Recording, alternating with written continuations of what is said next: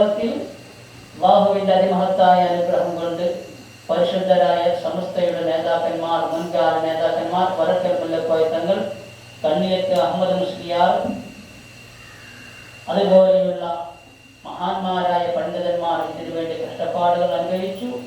അവർ അനുഭവിച്ച ത്യാഗത്തിന്റെയും വേദനയുടെയും സുഖങ്ങളാണ് ഇന്ന് നാം അനുഭവിച്ചു കൊണ്ടിരിക്കുന്നത്.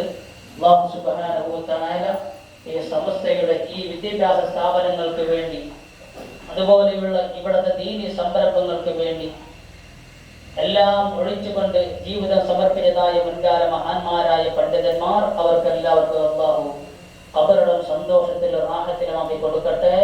അവർ ചെയ്ത സേവനങ്ങൾക്ക് അല്ലാഹു ഖിയാമത്ത് നാൾ വരെ അവരുടെ ഖബർ ജീവിതത്തിൽ തുടർന്നുള്ള കാര്യങ്ങൾ അല്ലാഹു ഖൈറും ബറക്കത്തും സലാമത്ത് നൽകട്ടെ. ആ പരിശുദ്ധ മഹാന്മാരോട് കൂടെ അല്ലാഹു സുബ്ഹാനഹു വ തആല പരിശുദ്ധ റസൂലുള്ളാഹിയോട് കൂടെ നമ്മൾ അല്ലാഹു സ്വർഗ്ഗത്തിൽ എത്തിച്ചു കൊടുക്കട്ടെ. പ്രിയപ്പെട്ട മുഅ്മിനീങ്ങളെ, അൽഹംദുലില്ലാഹ്, നമ്മൾ വിശുദ്ധമായ മദ്രസയിലാണ് ഒരുമിച്ച് കൂടിയിരിക്കുന്നത്. മദ്രസ എന്ന് വെച്ചാൽ നമ്മുടെ വിദ്യാർത്ഥികളെ അവരുടെ സ്വഭാവങ്ങൾ